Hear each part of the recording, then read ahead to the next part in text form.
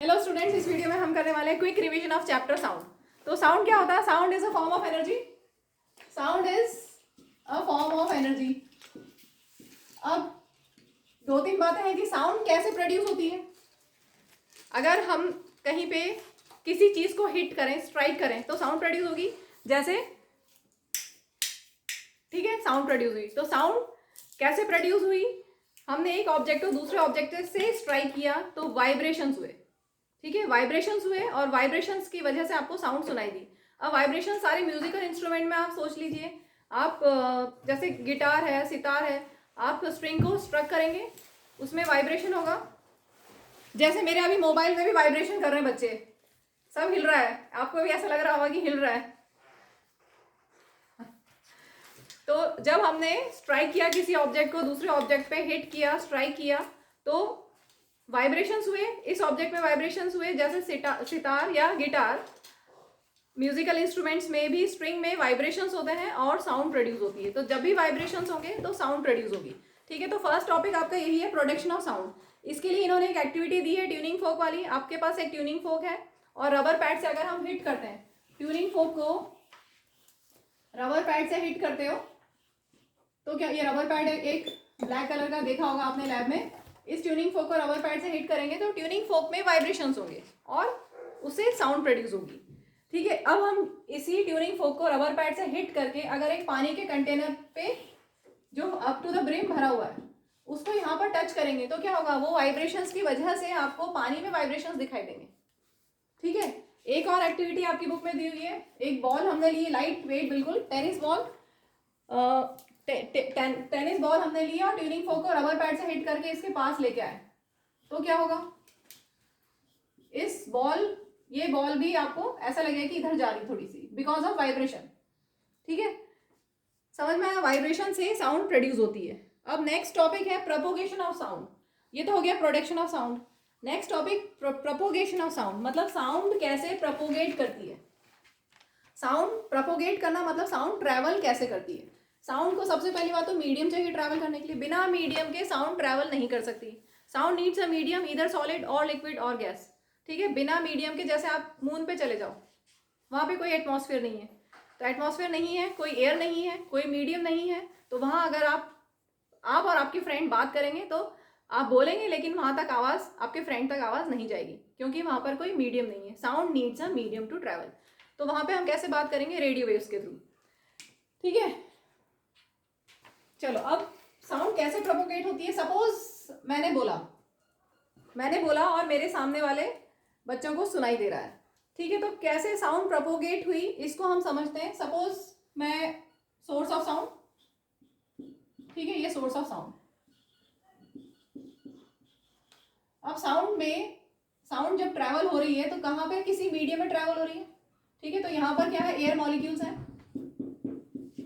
बीच में क्या है? Air molecules.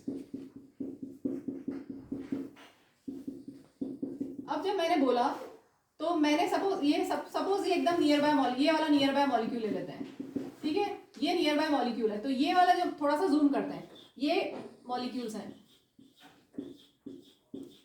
और पास भी ले सकते हैं हम समझने के लिए। सपोज मैंने जब बोला तो ये मॉलिक्यूल को हिट किया। ठीक है, हिट किया मतलब मैंने ऐसे हिट नहीं किया, मैंने बोला तो जो आवाज निकल रही है, मैंने जब बोला तो पास वाला मॉलिक्यूल में डिस्टर्बेंस हुआ। जस्ट नियर बाय मॉलिक्यूल में डिस्टर्बेंस हुआ मतलब कि ये पास वाले को धक्का देगा और ये अपनी जगह वापस आ जाएगा। ठीक है, तो इसने अपनी एनर्जी इसको दे दी और ये अपनी जगह आ गया। फिर क्या होगा?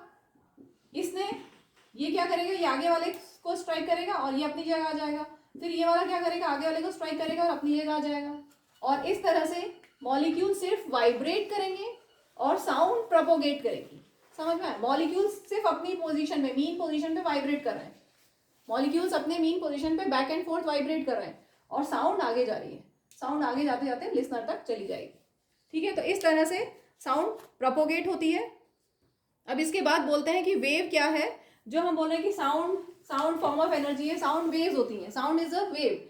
तो वेव क्या होता है? वेव एक डिस्टर्बेंस होता है जो मूव करता है मीडियम में। When the particles of the medium vibrate होते हैं तब वो जो डिस्टर्बेंस है, वेव एक डिस्टर्बेंस है, या साउंड वेव एक डिस्टर्बेंस है, जो सिर्फ प्रोपोगेट होता है, particles of the medium travel नहीं करते हैं, सिर्फ जो डिस्टर्बेंस है वो आगे जाता है, डिस्टर्बेंस आगे जा रहा है, पार्टिकल्स आगे नहीं जा रहे हैं, पार्टिकल्स अपनी मीन पोजीशन के अबाउट वाइब्रेट कर रहे हैं और वो डिस्टर्बेंस को कैरी फॉरवर्ड कर रहे हैं। ठीक है, इसके बाद एक बहुत इंपॉर्टेंट क्वेश्चन बनता है कि sound waves are, why sound waves are mechanical waves, why sound waves are mechanical waves. तो साउंड वेव्स मैकेनिकल वेव्स क्यों होती हैं? क्योंकि they are characterized by motion of particles in the medium. और motion कैसा? बस बैक एंड फोर्थ मोशन, इसलिए इनको मैकेनिकल वेव्स बोलते हैं, क्योंकि they are characterized by motion of particles in the medium. Motion कैसा? Back and forth. ठीक है, अब हम कंप्रेशंस और एयरफेक्शंस को समझेंगे। चलो अब इसी चीज को हम कंप्रेशंस और एयरफेक्शंस की फॉर्म में समझते हैं। तो सबसे पहले अगर हम ट्यूनिंग फोक को रबर पैड से हिट करेंगे, ट्यूनिंग फोक को रबर पैड से हिट किया तो ट्यूनिंग फोक में वाइब्रेशंस होते हैं। कितने होते हैं? बहुत ज्यादा होते हैं। 1 सेकेंड में 256 टाइम्स अप्रोक्सीमेटली। तुमने सुना होगा अभी इसकी जो ट्यूनिंग फोक की फ्रीक्वेंसी होती है वो 256, अलग अलग ट्यूनिंग फोक्स होते हैं, अलग अलग फ्रीक्वेंसी वाले होते हैं। एक मैं आपको बता रही हूँ एग्जांपल जस्ट देने के लिए। 256 हर्ट्ज की फ्रीक्वेंसी का ट्यूनिंग फोक है, इसका मतलब 1 सेकेंड में 256 टाइम्स वाइब्रेशन होगा। इतने ज़्यादा वाइब्रेशंस होते हैं ट्यूनिंग फोक में। ठीक है, ट्यूनिंग फोक में इतने वाइब्रेशंस होते हैं। तो अब हमने ट्यूनिंग फोक को रबर पैड से हिट किया, ठीक है, तो क्या होगा वो हमें देखना है। तो ट्यूनिंग फोक को जब हमने हिट किया तो ट्यूनिंग फोक में वाइब्रेशंस हो रहे हैं, तो ऐसे ऐसे वाइब्रेशंस हो रहे हैं। ठीक है, तो हम ऐसे वाला वाइब्रेशन ले रहे हैं पहले, फिर ऐसे वाला लेंगे। तो अभी हमने ऐसे वाला वाइब्रेशन लिया, तो अभी जब हमने हिट कर दिया तो क्या हो गया? ये ऐसा हो गया, कुछ थोड़ा सा, मान लो कि थोड़ा सा ऐसा हो गया, ये वाला पार्ट इधर आ गया। इसकी वजह से क्या होगा? जो नियर बाय एयर मॉलिक्यूल्स होंगे, ये मैंने एयर मॉलिक्यूल्स बनाया, नियर बाय एयर मॉलिक्यूल्स क्या होंगे? कंप्रेस हो जाएंगे, पास पास हो जाएंगे, होंगे कि नहीं होंगे? Near by air molecules compress हो गए, तो इसको बोलेंगे रीजन ऑफ कंप्रेशन। अब ये ऐसा तो नहीं है कि सिर्फ ये ऐसा हुआ, ऐसा ऐसा होता रहेगा और वो बहुत फास्ट होगा, बहुत फास्ट। ठीक है, तो जब वो ऐसे गया, ट्यूनिंग फोक जब ऐसे गया कंप्रेशन, तो यहाँ पे आ गया रीजन ऑफ कंप्रेशन। अब वो ऐसे गया तो रीजन ऑफ रेयरफेक्शन। अब इसके बाद नेक्स्ट स्टेज कैसी होगी? ये इस तरफ आ जाएगा। ठीक है, थोड़ा सा ऐसा मान लो, तो क्या हुआ? यहाँ पर रेयरफेक्शन हो जाएगा। रेयरफेक्शन मतलब आपको लगेगा एयर मॉलिक्यूल्स दूर। तो इस तरह से कंप्रेशन और रेयरफेक्शन, कॉन्जिक्यूटिव कंप्रेशंस और रेयरफेक्शंस बनते जाएंगे और डिस्टर्बेंस आगे चला जाएगा। ठीक है, डिस्टर्बेंस आगे जाएगा, पार्टिकल्स नहीं मूव करते हैं, सिर्फ डिस्टर्बेंस ट्रैवल करता है। तो कॉन्जिक्यूटिव कंप्रेशंस, फिर region of rarefaction, then compression, then rarefaction, ऐसा कंटिन्यूअसली बनता रहता है। And this is how sound propagates through a medium. Next topic हम लेते हैं साउंड वेव्स और लॉन्गिट्यूडनल वेव्स। लॉन्गिट्यूडनल दो तरह की वेव्स होती हैं। वेव्स को हम दो तरह से क्लासिफाई करते हैं, लॉन्गिट्यूडनल और ट्रांसवर्स।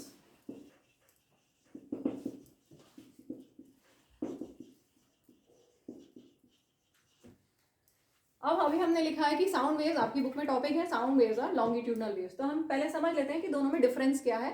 तो साउंड वेव्स, लॉन्गिट्यूडनल वेव्स समझ में आ ही जाएगा। लॉन्गिट्यूडनल वेव्स में particles of the medium, suppose ये साउंड प्रोपोगेट हो रही है, साउंड प्रोपोगेट हो रही है, साउंड यहाँ पे लाइट मान लें। ट्रांसवर्स वेव का एग्जांपल है लाइट, या वाटर में जो वेव्स बनती हैं, जैसे स्टैग्नेंट वाटर में आप पत्थर डालो तो दिखती है वेव्स, वो है ट्रांसवर्स वेव्स। ठीक है, और लाइट जो आती है, सनलाइट या कोई भी लाइट ले लो, लाइट है ट्रांसवर्स वेव। और लॉन्गिट्यूडनल में example sound waves, sound waves और लॉन्गिट्यूडनल वेव्स। तो मैंने अभी हाल लिया है वेव का प्रोपोगेशन का direction, direction of wave propagation. ये जो बनाया है ये है डायरेक्शन ऑफ वेव प्रोपोगेशन। ठीक है, अब मीडियम में जो पार्टिकल्स हैं, सपोज ये पार्टिकल्स हैं मीडियम में, इनको थोड़ा सा और दूर दूर लेते हैं। तो ये पार्टिकल्स कैसे होंगे? आगे पीछे जाएंगे बस, parallel to direction of wave propagation. Wave ऐसे प्रोपोगेट कर रही है तो वेव के प्रोपोगेशन के डायरेक्शन के पैरेलल ये particles back and forth move करेंगे अबाउट देयर मीन पोजीशन। ये पार्टिकल ऐसे ऐसे मूव करेगा, ये वाला पार्टिकल ऐसे ऐसे, ये वाला पार्टिकल आगे पीछे आगे पीछे। ठीक है, तो सभी पार्टिकल्स आगे पीछे बैक एंड फोर्थ मूव करेंगे about their mean position parallel to the direction of propagation of wave. तो लॉन्गिट्यूडनल वेव समझ में आ गया। Particles of the medium vibrate back and forth parallel to the direction of propagation of wave. Clear? Transverse waves में क्या होता है? Particles of the medium up and down propagate करते हैं, अप एंड डाउन मूव करते हैं about their mean position perpendicular to the direction of wave propagation. Particles of the medium move up and down about their mean position perpendicular to the direction of wave propagation. ठीक है, particle ऐसा जा रहा है ऊपर नीचे, wave ऐसे propagate हो रही है, वेव ऐसे प्रोपोगेट हो रही है, पार्टिकल ऐसे up and down up and down. समझ में आया? वेव ऐसे जा रही है ट्रांसवर्स वेव, और पार्टिकल्स ऑफ द मीडियम आगे नहीं जा रहे हैं, अपनी जगह पे ही आगे ऊपर नीचे हो गए. ठीक है, particles of the medium travel नहीं हो रहे हैं, वो ऊपर नीचे अपनी जगह पर ही होंगे. तो यहाँ पर particles of the medium move back and forth parallel to the direction of wave propagation. यहाँ पर particles of the medium move up and down perpendicular to the direction of wave propagation. Clear? Example के साथ हमने कर लिया. इसके बाद next topic लेते हैं characteristics of sound wave. First characteristic हम ले रहे हैं साउंड वेव की वेवलेंथ. वेवलेंथ को हम डिनोट करते हैं लैम्डा से. सिंबल है इसका लैम्डा, और इसकी ऐसा यूनिट होती है मीटर. ठीक है, अब वेवलेंथ का मतलब क्या है? सपोज ये जो मैंने बनाया है, एक वेव बनाई है, बड़ा कर लेते हैं हम, 2 वेव्स बना लेते हैं. तो वेवलेंथ का यहां से यहां तक एक वेव है, इसको बोलते हैं 1 वेव. ठीक है, यहाँ पे एक और वेव है, तो मैंने 2 वेव्स बनाई है. तो वेव लेंथ मतलब वेव की लेंथ, एकदम इजी. वेव लेंथ मतलब वेव की लेंथ, वेव की लेंथ. तो यहां से यहां तक बोलेंगे हम 1 वेव लेंथ है. ठीक है, यहां से यहां तक 1 wave length. Length of a wave is wave length. या हम बोले 2 पीक, ये जो वेव है इसकी पीक है, 2 पीक के बीच का डिस्टेंस, या इनको बोलते हैं क्रेस्ट. 2 क्रेस्ट के बीच का डिस्टेंस, 2 क्रेस्ट के बीच का डिस्टेंस, इनको बोलते हैं वैली. जो होती है यहाँ पर वैली, ये जो पीक है इसका जो टॉप मोस्ट पॉइंट है, यहाँ से यहाँ तक का डिस्टेंस भी हम बोल सकते हैं 1 वेवलेंथ. ठीक है, यहाँ से यहाँ तक भी 1 वेवलेंथ हम बोल सकते हैं. या ये जो वैली बन रही है, नीचे वैली बन रही है, इनका जो ये पॉइंट है ट्रफ, तो यहाँ से यहाँ तक भी हम बोल सकते हैं 1 वेवलेंथ है. सभी 1 वेवलेंथ है ये. ठीक है, समझ में आ रहा है? अभी मैंने बताया यहाँ से यहाँ तक. या कॉन्जिक्यूटिव कंप्रेशंस और कॉन्जिक्यूटिव रेयरफैक्शंस के बीच का डिस्टेंस भी 1 वेवलेंथ. अलग अलग तरह से हम इसको डिफाइन कर सकते हैं. डिस्टेंस बिटवीन 2 कॉन्जिक्यूटिव कंप्रेशंस या डिस्टेंस बिटवीन 2 कॉन्जिक्यूटिव रेयरफैक्शंस. ठीक है, दिस इज वेवलेंथ. इसके बाद हम लेते हैं next topic, next characteristic of sound wave हम लेंगे फ्रीक्वेंसी. ले लेते हैं, चलो फ्रीक्वेंसी. फ्रीक्वेंसी से पहले मैं एम्पलीट्यूड ले रही हूँ, फिगर में ही आ जाएगा. एम्पलीट्यूड होता है मैक्सिमम डिस्टर्बेंस ऑफ वेव. इस वेव का maximum disturbance, this is known as amplitude. ठीक है, वेव में मैक्सिमम डिस्टर्बेंस कितना हुआ, that is known as amplitude. इसको अगर हम उसमें समझे पेंडुलम में, सिंपल पेंडुलम में जल्दी समझ में आएगा. सपोज एक सपोर्ट से हमने यहाँ पे लॉन्ग थ्रेड है और यहाँ पेंडुलम बॉब है, मेटल का बना हुआ रहता है. इसको हमने हैंग किया और सपोज इसको हमने उठा के थोड़ा सा ऐसे डिस्प्लेस किया, यहाँ से ऐसे डिस्प्लेस किया. ठीक है, तो ये नई पोजीशन इसकी यहाँ गई. तो कितना हमने डिस्प्लेस किया, कितना हमने मैक्सिमम, इसको डिस्प्लेस करके रिलीज कर दोगे तो क्या होगा, ये ऐसे ऑसिलेट करेगा, ऐसे ऐसे जाएगा, ऐसे ऐसे जाएगा. और अगर वैक्यूम होता तो हमेशा के लिए ऐसे जाता रहता, लेकिन वैक्यूम नहीं है, हमारे यहाँ एयर है, तो धीरे धीरे वो रुक जाएगा बिकॉज ऑफ एयर रेजिस्टेंस. ठीक है, तो अभी यहाँ पे एम्पलीट्यूड क्या होता है, जो मैक्सिमम डिस्टर्बेंस हुआ, मैक्सिमम कितना हो गया ऊपर, that is amplitude. Maximum disturbance of wave is amplitude. और एम्पलीट्यूड की यूनिट मीटर, इसकी ऐसे यूनिट मीटर. ठीक है, एम्पलीट्यूड की क्लियर हो गया. मैक्सिमम डिस्टर्बेंस ऑफ वेव या maximum disturbance of particles of the medium is amplitude. Next हम लेते हैं time period. Time period of frequency अब लेंगे. टाइम पीरियड इसी में लेते हैं. सपोज मैंने यहाँ पे इसको होल्ड करा और यहाँ से इसको रिलीज किया, तो ये ऐसे जाके और ऐसे आया, तो ये हुआ 1 टाइम पीरियड, 1 ऑसिलेशन, 1 वाइब्रेशन. ठीक है, जहाँ से हमने रिलीज किया वहाँ से जाके अपनी दूसरी एक्सट्रीम पोजीशन से वापस अपनी जगह आ गया, तो उसको बोलेंगे हम 1 टाइम पीरियड. तो टाइम पीरियड क्या हुआ, एक ऑसिलेशन कंप्लीट करने में जितना टाइम लगा या एक वाइब्रेशन में जितना टाइम लगा, that is time period. Time taken to complete 1 oscillation. Time, यहाँ से ऑसिलेशन समझ में आ गया, यहाँ से हमने स्टार्ट किया, ऐसे जाके वापस अपनी जगह आ गया, तो एक ऑसिलेशन, और एक ऑसिलेशन में जितना टाइम लगा that is time period. Clear? दूसरी डेफिनेशन आपकी बुक में दी हुई है, time taken by two consecutive compressions और rarefactions to cross a fixed point. दो कॉन्जिक्यूटिव कंप्रेशन या दो कॉन्जिक्यूटिव रेयरफैक्शन के लिए जितना टाइम लगेगा दैट इज टाइम पीरियड। ठीक है, टाइम पीरियड को की ऐसा यूनिट जो टाइम की यूनिट होती है सेकेंड्स। ठीक है, इसके बाद हम लेते हैं फ्रीक्वेंसी। फ्रीक्वेंसी को हम डिनोट करते हैं एफ या न्यू। न्यू वी नहीं है, थोड़ा सा कर्ड है, न्यू। ठीक है, तो frequency is denoted by F और न्यू। इसकी यूनिट होती है हर्ट्ज, इसका सिंबल होता है एच जेड। और फॉर्मूला अगर देखें तो frequency is reciprocal of time period. Frequency होती है नंबर ऑफ ऑसिलेशंस पर सेकेंड। एक सेकेंड में, जैसा अभी मैंने ट्यूनिंग फोक का बताया था, 256 हर्ट्ज फ्रीक्वेंसी है, मतलब एक सेकेंड में 256 टाइम्स वो वाइब्रेट करता है। Number of oscillations, number of vibrations पर सेकेंड इज फ्रीक्वेंसी। ठीक है, अब हम आते हैं फ्रीक्वेंसी किस पे डिपेंड करती है, पिच पे। Next characteristic pitch. पिच एक ऐसा कैरेक्टरिस्टिक है जो डिपेंड करता है फ्रीक्वेंसी पे। The greater the pitch greater will be frequency and vice versa. जितनी ज्यादा पिच उतनी ज्यादा फ्रीक्वेंसी। जैसे वुमेन की पिच हाई होती है, पिच ज्यादा होती है एज कंपेयर टू मैन। ठीक है, तीखी आवाज जिसको बोलते हैं, तीखी आवाज, पिच ज्यादा होना। ठीक है, और मैन की पिच कम होती है, साउंड की पिच कम होती है। अब इसी को पिच या फ्रीक्वेंसी को हम ग्राफ से देखते हैं कि कैसे बनेगा। इसका ग्राफ बहुत इंपॉर्टेंट है, तो हम लो पिच और हाई पिच साउंड का ग्राफ देखते हैं। तो जब हम पिच का ग्राफ बनाएंगे तो हम एम्पलीट्यूड सेम लेंगे। ध्यान से सुनो, जब हमने पिच का ग्राफ बनाया तो हम क्या सेम लेंगे, एम्पलीट्यूड। एम्पलीट्यूड मतलब जो ये पॉजिटिव एक्स एक्सिस मान लो वेव का, ये मैक्सिमम डिस्टर्बेंस, इससे ज्यादा नहीं मैं बनाऊंगी। ठीक है, अब हम समझ रहे हैं कि लो पिच साउंड और हाई पिच साउंड में क्या डिफरेंस है, कैसा होता है। तो अगर मैंने एक ये ऐसी वेव बनाई है, यहाँ पे कितनी वेव्स दिख रही हैं आपको, दो। कितनी दिख रही है, दो वेव्स दिख रही हैं, क्लियर कट, टू वेव्स। हाँ, तो यहाँ पर दो वेव्स हैं। अब मैं क्या करूंगी, यहाँ पे एम्पलीट्यूड सेम है और कितनी वेव्स बन गई, एक, दो, तीन।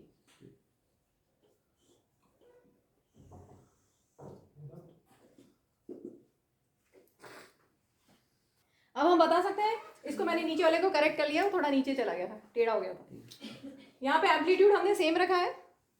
ठीक है, एम्पलीट्यूड ये एम्पलीट्यूड दोनों वेव्स का सेम रखा है। और नंबर ऑफ वेव्स यहाँ पर हमने लिए 2 वेव्स और यहाँ पे हमने लिए कितनी, 4।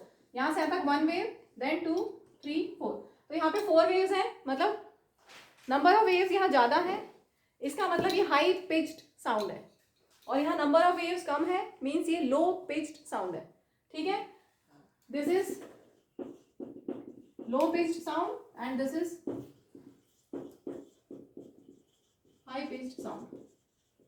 मैंने एम्पलीट्यूड करा दिया ना, एम्पलीट्यूड टॉपिक में भी ग्राफ होता है, वो भी मैं एक बार बता देती हूँ। एम्पलीट्यूड का जब हम ग्राफ बनाएंगे, लो एम्पलीट्यूड और हाई एम्पलीट्यूड, तो हम कैसे डिफ्रेंशिएट करेंगे उनको, हम फ्रीक्वेंसी सेम लेंगे। यहाँ पर हमने पिच को स्टडी करने के लिए एम्पलीट्यूड सेम लिया है और पिच को स्टडी किया है। यहाँ पर कम पिच है, कम फ्रीक्वेंसी है, यहाँ ज़्यादा पिच है, ज़्यादा फ्रीक्वेंसी है। अब हम एम्पलीट्यूड को समझने के लिए सेम फ्रीक्वेंसी लेते हैं और एम्पलीट्यूड डिफरेंट। सपोज मैं यहाँ ये मैक्सिमम एम्पलीट्यूड चेंज कर रही हूँ। ठीक है, यहाँ पर और यहाँ दोनों में हम नंबर ऑफ वेव्स सेम लेंगे, मतलब फ्रीक्वेंसी सेम होगी, 1 वेव 2 वेव। ठीक है, और यहाँ पर 1 वेव और ये 2, फ्रीक्वेंसी दोनों की सेम है, 2 वेव्स बन रही है। ठीक है, दोनों में 2 वेव्स बन रही हैं, फ्रीक्वेंसी सेम है, लेकिन एम्पलीट्यूड डिफरेंट है। यहाँ पर एम्पलीट्यूड कम है और यहाँ पर एम्पलीट्यूड ज़्यादा है। मैक्सिमम डिस्टर्बेंस ऑफ वेव इसमें कम है, इसमें ज़्यादा है। तो ये लो एम्पलीट्यूड की साउंड है और ये हाई एम्पलीट्यूड की साउंड है। क्लियर, लो एम्पलीट्यूड और ये हाई एम्पलीट्यूड। नेक्स्ट हम लेते हैं timbre. Timbre is also known as quality of sound. अगर सपोज कोई एक ऐसी साउंड है जिसकी कोई एक ऐसी साउंड है जिसकी फ्रीक्वेंसी और एम्पलीट्यूड सेम है,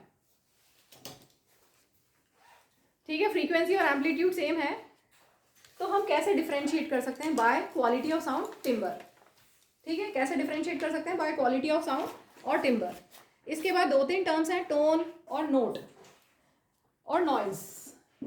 टोन, नोट और नॉइज। बताओ टोन क्या होता है? सिंगल फ्रीक्वेंसी की जो साउंड है, साउंड ऑफ सिंगल फ्रीक्वेंसी। वैसे नॉर्मली क्या होता है? Sound is a mixture of several frequencies, primary और फिर फंडामेंटल, प्राइमरी और फिर सेकेंडरी, ठीक है, पहले फंडामेंटल होती है और फिर उसके बाद उसके हार्मोनिक्स होते हैं। तो टोन होता है सिंगल फ्रीक्वेंसी की sound, tone is the sound of single frequency. और नोट्स जो आपने पढ़े हैं, 8 नोट्स होते हैं म्यूजिक में, सा रे गा मा पा धा नी सा, तो वो नोट्स, ठीक है। नोट्स क्या होगा? नोट होगा मिक्सचर ऑफ सेवरल फ्रीक्वेंसीज। जैसे मैंने बोला सा,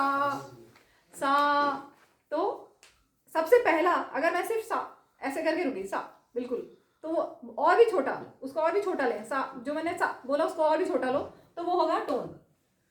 और अगर मैंने बोला सा अगर असुर में गा लेना तो क्या होगा? Note, mixture of several frequencies, ठीक है। जो 8 नोट्स होते हैं म्यूजिक में, आप सब अच्छा अगर गाते हैं तो आप उसको लंबा खींच सकते हैं, तो वो मिक्सचर ऑफ सेवरल फ्रीक्वेंसीज होगा। अब नॉइज तो पता है, कोई ऐसी साउंड जो अनप्लीजेंट टू हियर है, दैट इज नॉइज। इसके बाद हम लेते हैं वेलोसिटी।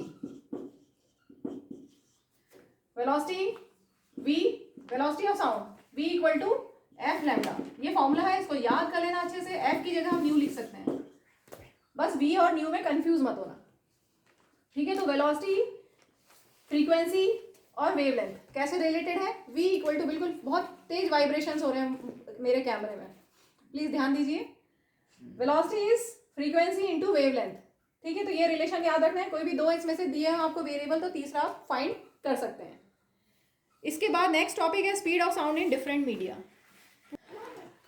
देखो अलग अलग मीडियम में स्पीड ऑफ साउंड अलग अलग होती है। सॉलिड्स, लिक्विड्स, गैस, सबसे ज़्यादा स्पीड होती है, स्पीड ऑफ साउंड सबसे ज़्यादा होती है सॉलिड में, उससे थोड़ी सी कम होगी लिक्विड में, और उससे भी कम होगी गैस में। गैस में सबसे कम होती है स्पीड ऑफ साउंड। अब ये जो स्पीड ऑफ साउंड है किस किस पे डिपेंड करती है? It depends on temperature, it is directly proportional to temperature. Temperature बढ़ाओगे तो स्पीड ऑफ साउंड बढ़ जाएगी, and speed of sound is directly proportional to humidity also. अगर ह्यूमिडिटी बढ़ेगी, ह्यूमिडिटी क्या होता है? Amount of water vapour present in the atmosphere. अगर ह्यूमिडिटी इंक्रीज होगी तो स्पीड भी इंक्रीज होती है, ठीक है। तो इसमें इतना ही है, आपको ये ध्यान रखना है। जैसे अभी हम आपस में बात कर रहे हैं, तो यहाँ पर गैस में, एयर में स्पीड कम होती है एज कंपेयर कि अगर हम सॉलिड्स की हेल्प लेके बात करें। स्टील में अगर हम बोले, एग्जांपल देते हैं कि स्टील में स्पीड ऑफ साउंड ज़्यादा होती है दैन इन एयर। आगे क्वेश्चन भी इस तरह का, स्पीड अलग अलग मीडिया दे देंगे, पूछेंगे कि किस में स्पीड ज़्यादा होती है, किस में कम होती है। तो आपको ध्यान रखना है सबसे ज़्यादा होती है सॉलिड में, फिर उसके बाद लिक्विड में, और उसके बाद गैस में। और टेम्परेचर पे भी डिपेंड करती है, जैसे अलग अलग टेम्परेचर्स पे स्पीड ऑफ साउंड अलग अलग होगी। एयर में 0 डिग्री पे आपकी बुक में दिया हुआ है 331 मीटर पर सेकेंड, और 22 डिग्री सेल्सियस पे दिया हुआ है स्पीड ऑफ साउंड बढ़ के 344 मीटर पर सेकेंड, ठीक है। क्लियर हो गया? अब हम करते हैं next topic, reflection of sound. जो आपने laws of reflection of light पढ़ा है, वही दोनों लॉज इसमें भी एप्लीकेबल हैं। क्या क्या थे लॉज? फर्स्ट लॉ था इंसिडेंट रे, लाइट में incident ray, reflected ray and normal at the point of incidence all line the same plane. तो अब यहाँ पर रे की जगह हम साउंड ले लें, incident sound, reflected sound and normal all line the same plane. हो गया first law. Second law, angle of incidence is equal to angle of reflection. Same जैसे लाइट में होता है वैसे यहाँ पर भी होता है। जैसे अगर सपोज हमने, ये हमारा सरफेस है और साउंड ऐसे आई, ठीक है, ये इंसिडेंट साउंड, ये हमारा सरफेस है, तो सरफेस पे हमने नॉर्मल बनाया at the point of incidence, तो ये रिफ्लेक्ट होकर कैसे जाएगी? Following angle of incidence equal to angle of reflection. ये फॉलो करती हुई साउंड वेव रिफ्लेक्ट हो जाएगी। इसके लिए आपकी बुक में एक एक्टिविटी है। इस एक्टिविटी में 2 आइडेंटिकल पाइप्स लिए हमने चार्ट पेपर को यूज़ करके, और इस तरह का हमने सेटअप किया। पीछे एक वॉल है, सपोज ये बोर्ड, मान लो कि ये वॉल है, 2 हमने पाइप्स लिए हैं ऐसे, इस तरह से पीछे वॉल है, और 2 पाइप्स इस तरह से हम शीट से बना के इस तरह से रख देंगे। और एक साइड पे हमने क्लॉक रखी है, एक साइड पे क्लॉक रखी है, और एक साइड पे अपने कान लगाएंगे, ठीक है। तो क्या होगा? साउंड हमें ये वाला एडजस्ट करना है, यहाँ से आप क्लॉक की टिक टिक सुनोगे, ठीक है, वो हमें एयर के थ्रू भी सुनाई दे रही है। सच बात तो यह है कि वो एयर के थ्रू भी सुनाई दे रही है, तो हमें कन्फ्यूजन होगा। बहुत ध्यान से सुननी आवाज़ कि हमें एयर से कहाँ कौन सी आ रही है और कौन सी यहाँ से आ रही है। यहाँ से जब क्लॉक की जो टिक टिक है, वो जो साउंड है वो इस पाइप से ट्रैवल होके इस वॉल से रिफ्लेक्ट होके ऐसे जाएगी नहीं, ठीक है। साउंड वेव यहाँ से पाइप से ट्रैवल होके वॉल से रिफ्लेक्ट होके कहीं इस तरह से जाएगी। तो यहाँ पर आप अपने ईयर्स लगाओगे और इसकी पोजीशन एडजस्ट करोगे सच दैट कि आपको मैक्सिमम साउंड सुनाई दे। तो जब मैक्सिमम साउंड सुनाई देगी तब आप रुक जाना है और फिर आप इन एंगल्स को मेजर करेंगे। ये नॉर्मल बनाया सरफेस के, ये नॉर्मल, और जब आप ये एंगल और ये एंगल मेजर करेंगे, इधर वाला एंगल और इधर वाला एंगल, तो आपको मिलेगा angle of incidence is equal to angle of reflection, ठीक है। तो यही एक्टिविटी में दिया हुआ है। अब हम करते हैं नेक्स्ट टॉपिक, एको। एको के लिए ध्यान रखना है मिनिमम टाइम कितना चाहिए और मिनिमम डिस्टेंस कितना चाहिए। तो मिनिमम टाइम होना चाहिए 0.1 सेकेंड और मिनिमम डिस्टेंस होना चाहिए 17.2 मीटर। अगर ऐसा होगा तो पॉसिबिलिटी है कि एको सुनाई दे। एको का मतलब हुआ ओरिजिनल साउंड और दूसरी जो रिफ्लेक्टेड साउंड है वो ओवरलैप ना करे। नॉर्मली क्या होता है, जैसे हम रूम में हैं, क्लासरूम में हो या घर में हो, तो आप जो बोल रहे हो वो ओरिजिनल साउंड, और घर में इतनी सारी जो वॉल्स हैं, सीलिंग और साइड वॉल्स, सबसे साउंड वेव रिफ्लेक्ट होके वापस से आपके कान तक जा रही है या लिसनर तक जा रही है, ठीक है। तो वो जो ओरिजिनल साउंड है और जो रिफ्लेक्टेड साउंड है वो ओवरलैप कर रही है, इसलिए हमें एक ही साउंड सुनाई देती है, एको सुनाई नहीं देता। लेकिन अगर ओरिजिनल साउंड और रिफ्लेक्टेड साउंड अलग अलग हो, अलग अलग टाइम इंटरवल पे सुनाई दें, उनमें टाइम इंटरवल हो कम से कम 0.1 सेकेंड का टाइम इंटरवल हो कम से कम, तो पॉसिबिलिटी है कि आपको ओरिजिनल साउंड और रिफ्लेक्टेड साउंड अलग सुनाई दे, और वो अलग अगर सुनाई दी है तो हमें उसी को बोलेंगे कि एको है, ठीक है। समझ में आया एको। तो एको के लिए मिनिमम टाइम हमें चाहिए 0.1 सेकेंड और मिनिमम डिस्टेंस ये कब है, ये पर्टिकुलर आपको जो बुक में दिया हुआ है वो ये तब के लिए दिया है जब टेम्परेचर हमने लिया है 22 डिग्री सेल्सियस। अगर 22 डिग्री सेल्सियस टेम्परेचर है उस टाइम पे स्पीड ऑफ साउंड होती है 344 मीटर पर सेकेंड, ठीक है। मिनिमम टाइम हमने बोला कि 0.1 सेकेंड का होना चाहिए between original sound and reflected sound. तो डिस्टेंस मिनिमम कितना होगा वो हम निकाल सकते हैं। डिस्टेंस होता है स्पीड इंटू टाइम। स्पीड हो गया 344 और टाइम हो गया 0.1, तो डिस्टेंस आ गया 34.4 मीटर। ये जो डिस्टेंस आया है जाके आने का आया। सपोज ये सोर्स ऑफ साउंड है और यहाँ से रिफ्लेक्ट होके साउंड ऐसे गई और रिफ्लेक्ट होके वापस ऐसे ही, तो वो डिस्टेंस है। जाने का डिस्टेंस और वापस आने का डिस्टेंस है 34.4 मीटर। तो वन वे डिस्टेंस कितना हो गया, वन वे डिस्टेंस कितना हो गया, इसका आधा, 34.4 का आधा 17.2, ठीक है। क्लियर क्लियर, एको हो गया। अब हम करते हैं रिवर्बरेशन। रिवर्बरेशन का मतलब होता है साउंड का परसिस्ट होना। बिग हॉल्स और ऑडिटोरियम्स में बहुत वाइब्रेशंस हो रहे हैं, आज तो वाइब्रेशन साउंड पढ़ रहे हैं इसलिए बहुत वाइब्रेशंस हो रहे हैं। बिग हॉल्स या ऑडिटोरियम्स में साउंड परसिस्ट करती है, उनकी ऐसी डिज़ाइन की जाती है, उनकी सीलिंग कर्व्ड रहती है, वहाँ पर साउंड एब्जॉर्बर्स लगे हुए रहते हैं, इस तरह से उनको डिज़ाइन किया जाता है कि साउंड परसिस्ट करे। अब परसिस्ट करने का मतलब कि जो भी आप जैसे म्यूज़िक हॉल्स में, ऑडिटोरियम्स में, कंसर्ट हॉल्स में क्या होता है, अच्छा म्यूज़िक होना चाहिए, या आपके जहाँ एनुअल फंक्शन होते हैं स्कूल में जिस हॉल में, वहाँ पे क्या एम है कि अच्छा म्यूज़िक सुनाई दे, अच्छा सुनाई दे, सबको अच्छा सुनाई दे।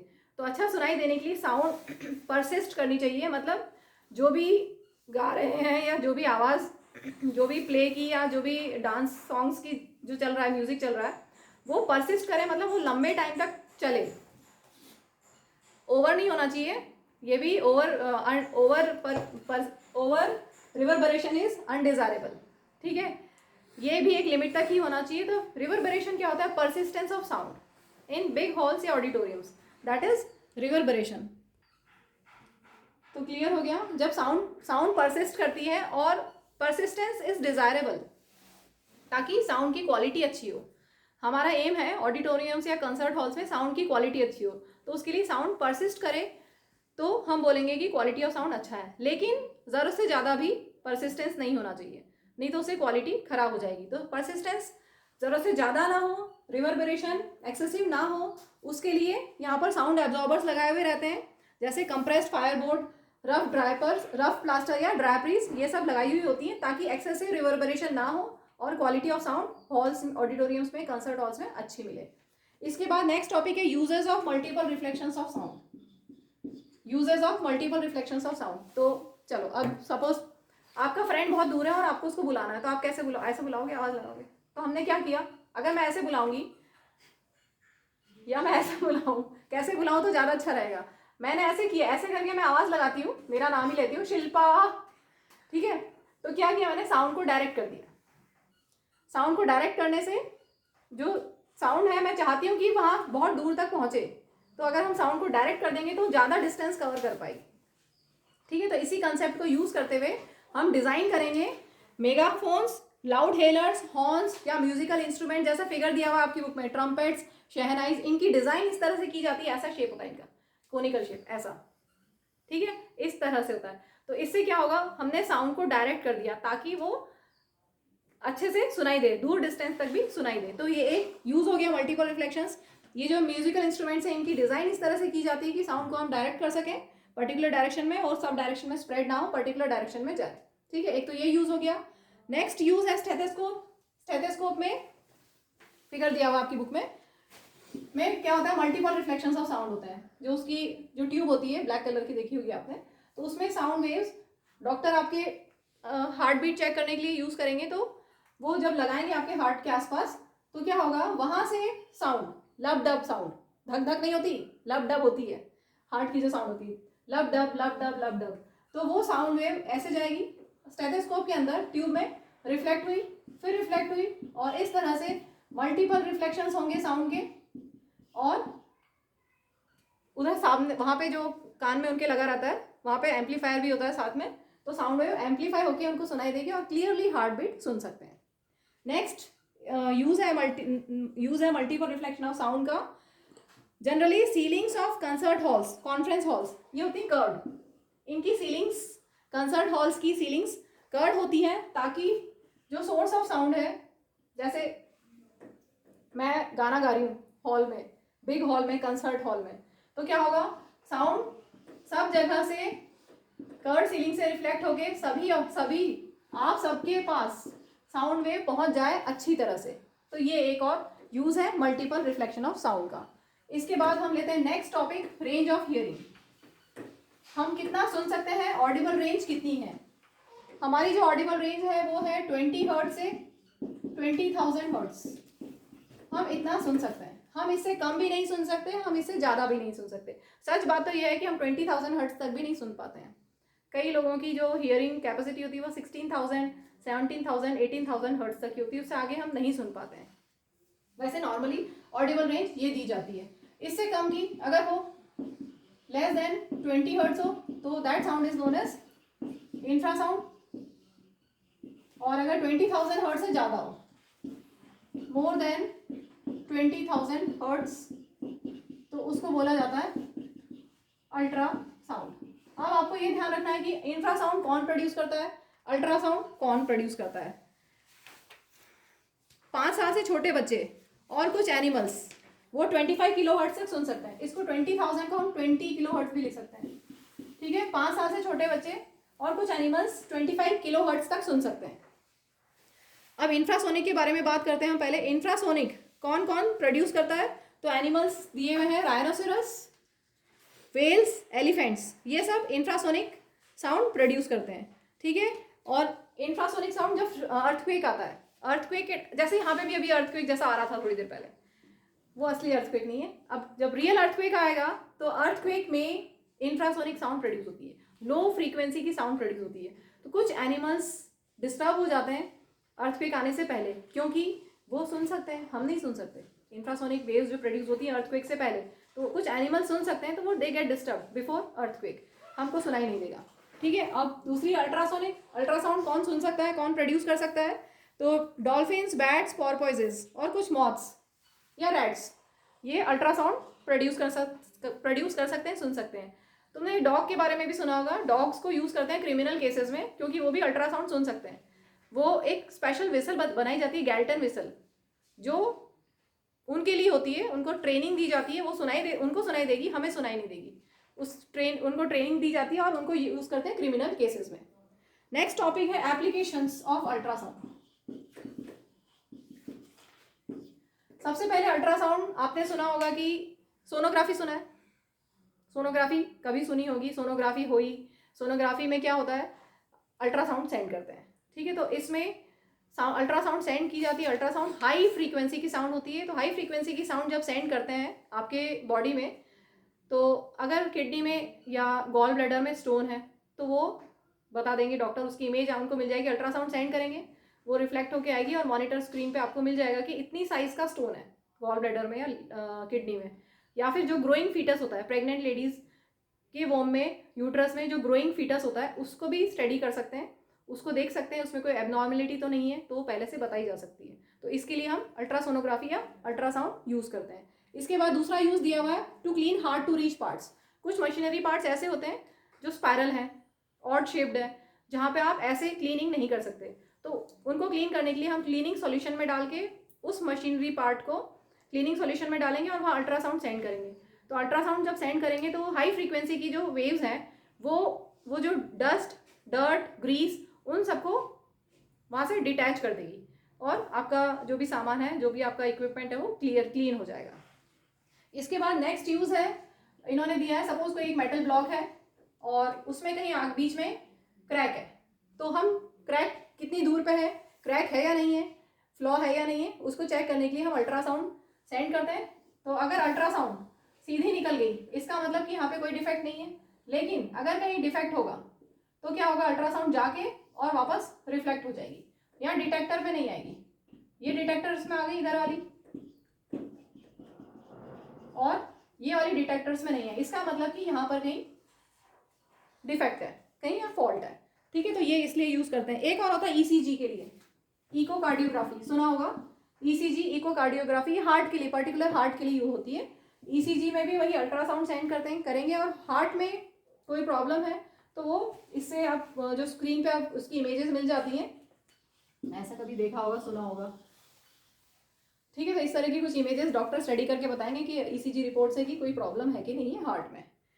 इसके अलावा एक और यूज़ है, हम किडनी के स्टोन्स को भी ब्रेक कर सकते हैं। अल्ट्रासाउंड सेंड करेंगे किडनी में जो स्टोन है, तो उस हाई फ्रीक्वेंसी की साउंड से वो स्टोन्स ब्रेक हो जाएंगे। अगर वो बड़ा स्टोन है तो वो छोटे छोटे ग्रेन्स में टूट जाएगा, ब्रेक हो जाएगा और फिर वो यूरिन के साथ फ्लश आउट हो सकता है, पॉसिबिलिटी है। तो अगर किडनी में स्टोन है तो ऐसा डॉक्टर्स पहले करके देखते हैं, कोशिश करते हैं कि ऐसे ही निकल जाए वो, ठीक है।